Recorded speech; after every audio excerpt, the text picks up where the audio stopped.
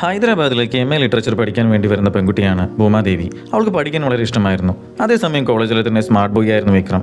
ആദ്യ ദിവസം തന്നെ സീനിയേഴ്സ് അവനെ റാഗ് ചെയ്തപ്പോൾ അവൻ ഡാൻസ് കളിച്ച് അതേ സീനിയേഴ്സിനെ കൊണ്ട് തന്നെ കൈയടിപ്പിച്ചു. ദുർഗ എന്ന് പറയുന്ന പെൺകുട്ടിക്ക് വിക്രമിനെ ഇഷ്ടമായിരുന്നു. പക്ഷെ അവൻ അത്ര ഇഷ്ടമായിരുന്നില്ല അവളെ. ഒരു ദിവസം രാത്രി വിക്രം അവൻ്റെ ഫ്രണ്ട്സും ബൈക്കിൽ പോകുമ്പോൾ അവൻ കാണുന്നത് ഭൂമാദേവിയുടെ ബൈക്ക് ഒരു കാർ ഇടിച്ച് കിടക്കുന്നതാണ് കണ്ടത്.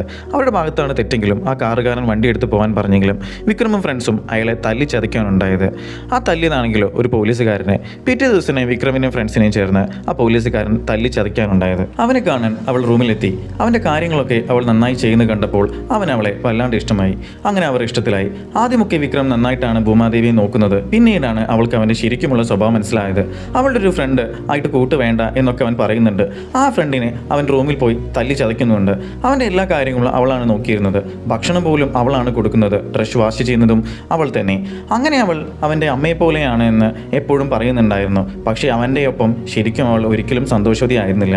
അവൾ എപ്പോഴും ഒതുങ്ങിക്കൂടി മുന്നോട്ട് പോകുന്നത് കാണാനായിരുന്നു അവനിഷ്ടം. കോളേജിൽ ഒരു പ്രോഗ്രാം വരുമ്പോൾ ദുർഗ ആയിട്ട് അവൾ കൂട്ടുകൂടുന്നു. അവർ നല്ല സുഹൃത്തുക്കളായി. ഒരിക്കൽ അവർ തനിച്ചിരിക്കുമ്പോൾ ദുർഗ പറയുന്നു അവൾക്ക് മുന്നേ വിക്രമിന് ഇഷ്ടമായിരുന്നു എന്നൊക്കെ.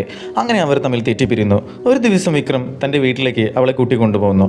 അവിടെ അവൻ്റെ അമ്മ മാത്രമേ ഉണ്ടായിരുന്നുള്ളൂ. അവർ പുറത്തുനിന്ന് ആര് വന്നാലും സംസാരിക്കില്ല.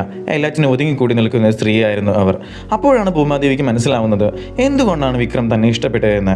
കാരണം അവളും അമ്മയെപ്പോലെ ഒതുങ്ങിക്കൂടുമെന്നാണ് അവൻ ആഗ്രഹിച്ചത്. അവൾക്ക് എന്ത് ചെയ്യണമെന്ന് അറിയില്ലായിരുന്നു. റിലേഷൻഷിപ്പ് ഒഴിവാക്കാൻ വേണ്ടി അവൾ പൊറുതി മുട്ടി. അവൾക്ക് ശ്വാസം മുട്ടുന്ന പോലെയൊക്കെ അനുഭവപ്പെട്ടു. ഒരു ദിവസം രാവിലെ അവളുടെ അച്ഛൻ സർപ്രൈസ് ആയി അവളെ കാണാൻ വന്നു. അപ്പോൾ അതാ വിക്രം റൂമിന് ഡോർ തുറക്കുന്നു.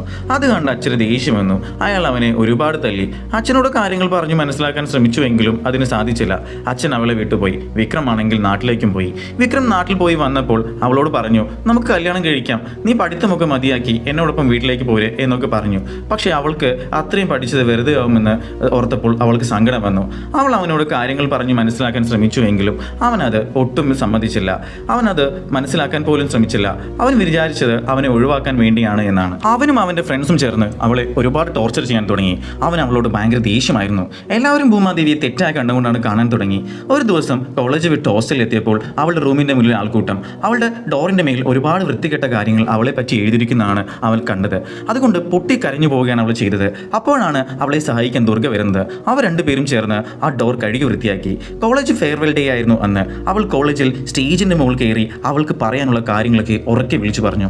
വിക്രം വിചാരിച്ചത് അവൾ ഓടിപ്പോകുമെന്നാണ്. പക്ഷേ ആ ഒരു സംഭവം കണ്ട് വിക്രം തന്നെ ഞെട്ടിപ്പോയി. അവൾ ആരുടെ മുന്നിലും പതരാതെ ശക്തമായി തന്നെ നിന്നു. ശരിക്കുമുള്ള ഭൂമി ദേവിയെ പോലെ തന്നെ. അവസാനം അവൾ മറ്റൊരു രാജ്യത്ത് ജോലി കിട്ടി സന്തോഷത്തോടെ ജീവിക്കുകയാണ് കാണുന്നത്.